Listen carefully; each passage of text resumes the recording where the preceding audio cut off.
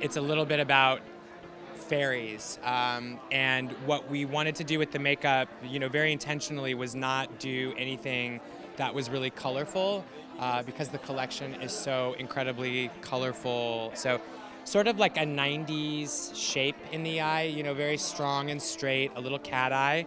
They feel sort of 1700 inspired, but really modern at the same time.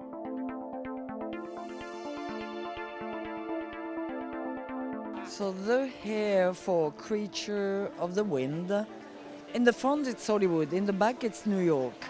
So we have something kind of sophisticated in the front, going quite short, and in the back we really have like a messed up chignon mixed with braids. So it's like a little carpet. It's a tree we was deep in rubber. It's like it's part of the hair, everything is mixed together.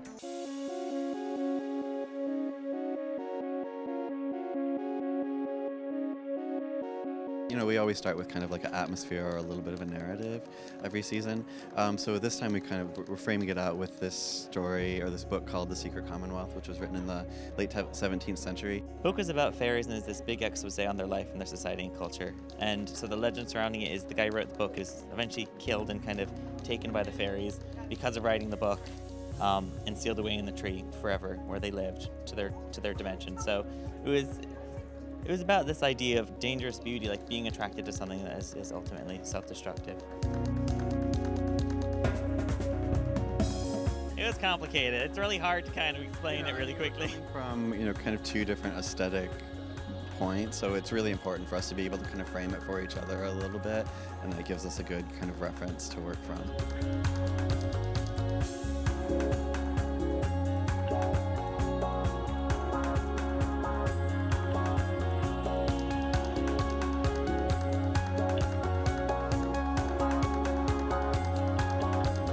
There's always this kind of like a mix of materials, and I think this season it kind of came through in not only the weights but I think a lot of it has to do with the combination of materials.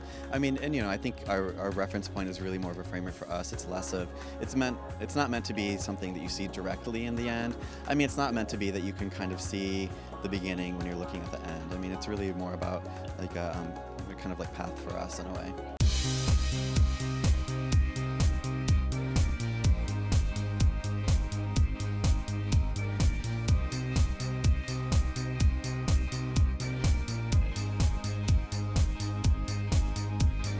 We always work with a lot of couture fabrics, which we can't.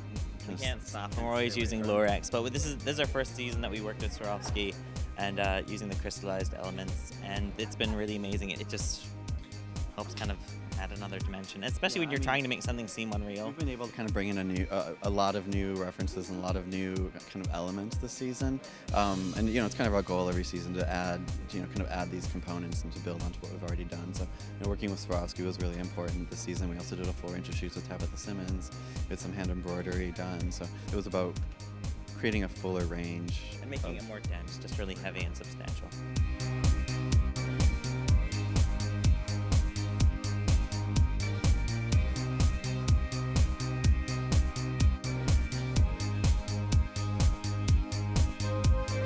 I like the collection. I mean, when I looked at it, I was sort of trying to figure out how would I describe it in 25 words or less, and I don't think it's really possible to do that. I think they pull from so many different areas, and it's almost like this collision of color and pattern and sensibilities, but they seem to collide in a way that really works.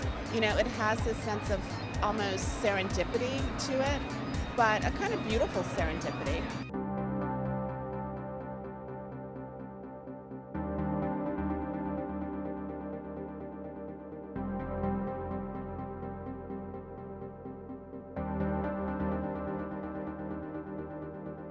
I mean, a lot of the silhouettes were meant to be kind of doll-like. Like we liked it. There was definitely like this sort of fairy tale element to the collection, like a little bit more playful than the sexy side. There's just a lot going on.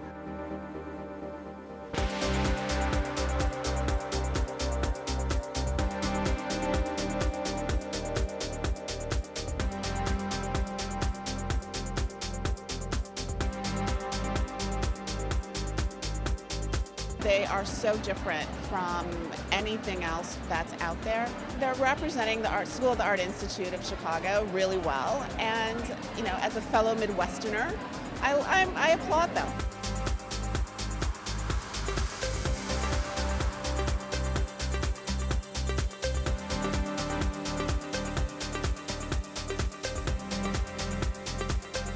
It's really a dialogue between us, and I think we would be doing the same thing wherever we were. We do everything in New York, so one of us is here or the other is at any given moment. So it's not like we're in Chicago. We spend most of our time on planes. So. Yeah, and when we're working, we're really in the studio, kind of alone anyway. So whether that was New York or Chicago, the way we think about the clothes is that they have this kind of transformability, and there's this range that can be taken out of our narrative and put into somebody's kind of personal narrative.